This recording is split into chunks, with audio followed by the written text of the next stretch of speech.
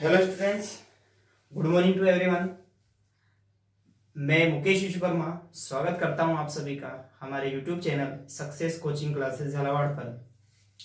आज हम बात करेंगे जो हमारा माध्यमिक शिक्षा बोर्ड राजस्थान अजमेर है, इसने भारत के पूर्व प्रधानमंत्री और भारत जो रत्न हैं श्री राजीव गांधी जी, उनकी पूर्ण स्मृति में या उनकी पुण्य तिथि पर एक निबंध प्रतियोगिता का आयोजन कर रही है। इसके बारे में आज हम विस्तार से समझेंगे कि इसके अंदर कौन सा बच्चा पार्टिसिपेट कर सकता है, भाग ले सकता है और इसकी क्या योजना है। कुछ बच्चे जो हैं इस निबंध प्रतियोगिता के को लेकर या इसके बारे में सोचकर थोड़े से चिंतित है कि हमें क्या करना है क्या नहीं करना है। बहुत सिंपल सा काम है, आप घर बैठे ये काम कर सकते हो, आपको कहीं घर से बाहर निकलने की जरूरत नहीं है। हम देखते हैं जो हमारा अजमेर बोर्ड है, इसने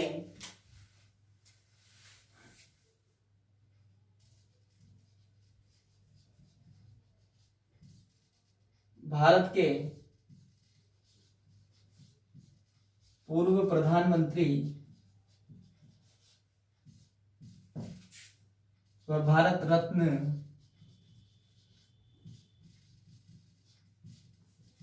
श्री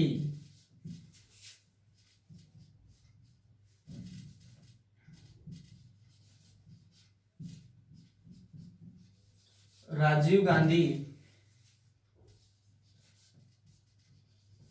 जी की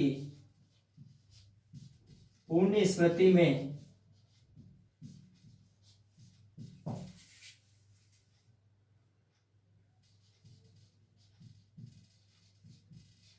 राजस्थान माध्यमिक शिक्षा बोर्ड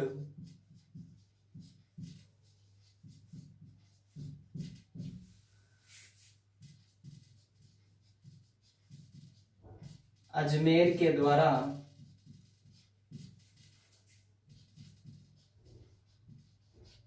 निबंध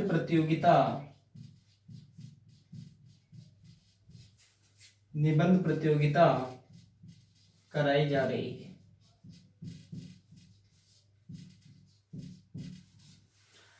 जो भारत के पूर्व प्रधानमंत्री है वह भारत रत्न जो है श्री राजीव गांधी जी, इनकी पूर्ण स्मृति में राजस्थान माध्यमिक शिक्षा बोर्ड अजमेर के द्वारा निबंध प्रतियोगिता का आयोजन किया जा रहा है या आयोजित की जा रही है, जिसके अंदर हम कुछ बातें पढ़ेंगे। ये सारे विद्यार्थी अपने सारे दोस्तों को या कक्षा 9 से लेकर कक्षा 12 तक जो भी छात्र हैं, आपके फ्रेंड हो, आपके परिवार के सदस्य हो, वहां तक इसको भेज सकते हो, क्योंकि इसके माध्यम से एक गरीब बच्चा अपनी जो प्रतिभा है उसको दिखा सकता है और आपको घर बैठ के ये काम करना है।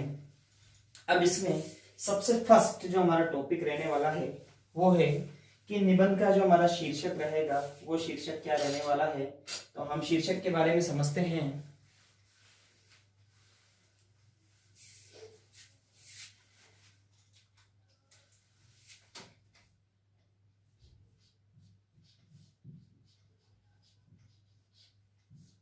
निबंध का शीर्षक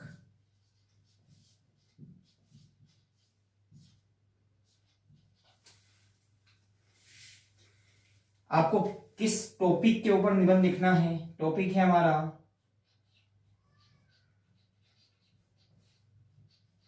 आधुनिक भारत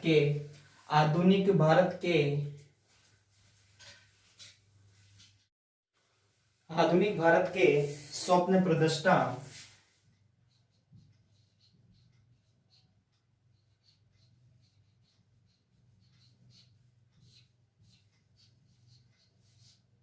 श्री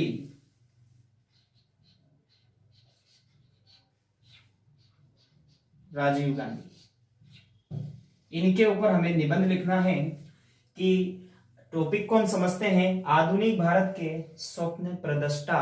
स्वप्न प्रदृष्टा का मतलब होता है सपने देखने वाले, या आज का जो भारत जो है, जो भारत आज हम हमारी आंखों के सामने हम देख रहे हैं, ये सपना किसने देखा था? हमारे श्री जो पूर्व जो हमारे प्रधानमंत्री और भारत रत्न जो है, जो राजीव गांधी जी है, पूर्व प्रधानमंत्री हैं, इन्होंने आज का भारत जो हम देख रहे हैं ये सपना इन्होंने देखा था।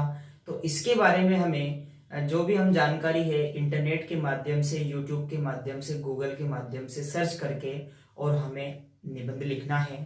तो स्वप्न प्रदृष्टा का मतलब सपना देखने वाले, चाहने वाले। जैसे कई बार देखते हैं किसी के दादाजी, किसी के नाना जी चाहते हैं कि हमारा जो पोता है, हमारा बेटा है, एक विकास करे और उसकी खुद की भी अपनी कुछ सफलताएं हो उस प्रकार से। तो आज का जो भारत चल रहा है ये सपना किसके द्वारा देखा गया था? हमारे माननीय श्री पूर्व प्रधानमंत्री जी राजीव गांधी जी के द्वारा। अब इसके अंदर हम कुछ और समझते हैं, क्या हमारा इसके अंदर रहने वाला है टॉपिक। तो इसमें अगली बात करते हैं हम निबंध के बारे में।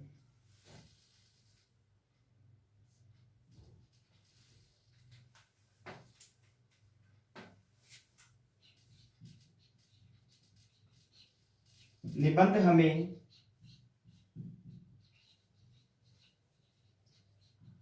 500 शब्दों में लिखना है।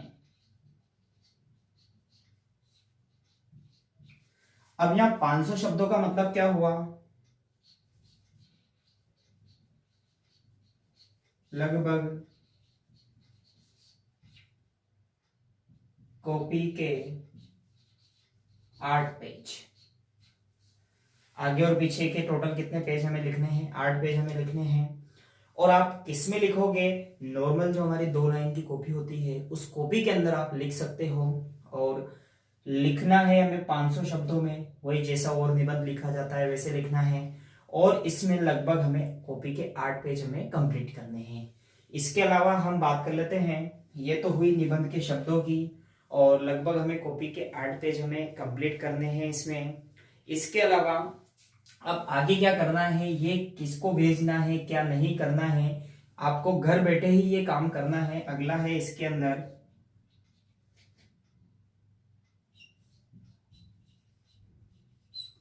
निबंध की कॉपी के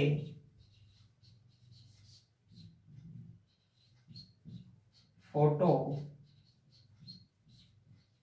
खींचकर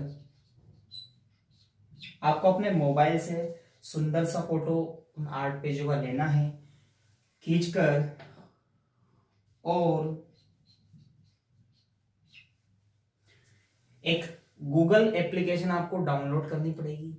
गूगल प्ले स्टोर पर जाकर आप पीडीएफ कन्वर्टर, ये ध्यान रखना है, और यहां पर ये ध्यान रखना है पीडीएफ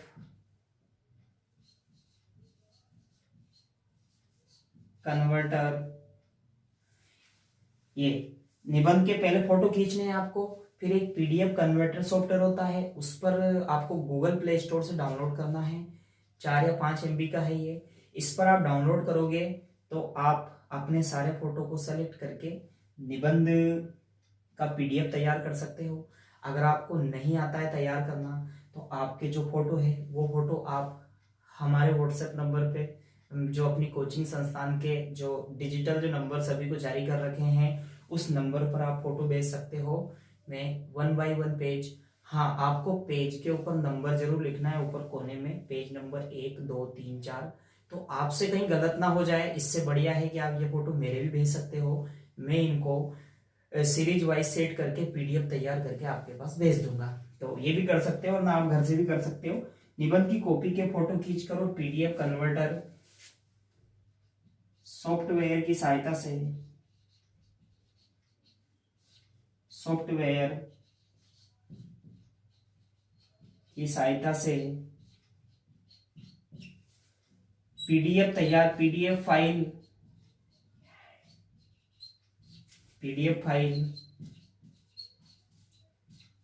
तैयार करके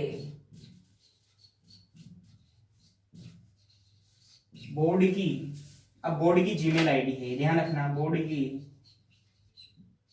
जीमेल आईडी। अब बोर्ड की जो जीमेल आईडी है वो जीमेल आईडी मैं आपको नोट करवा देता हूं, उस पर आपको ये भेजनी है। बोर्ड की जो जीमेल आईडी रहेगी सीनियर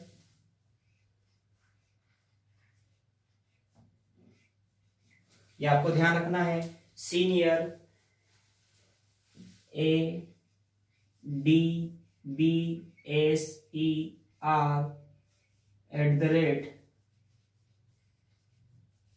gmail.com, ये देख लेना आप ध्यान से, ये SENIORADBSER@gmail.com, इस जीमेल आईडी पर पीडीएफ फाइल तैयार करके बोर्ड की जीमेल आईडी पर भेजना है। आप इसको पर भेजना है।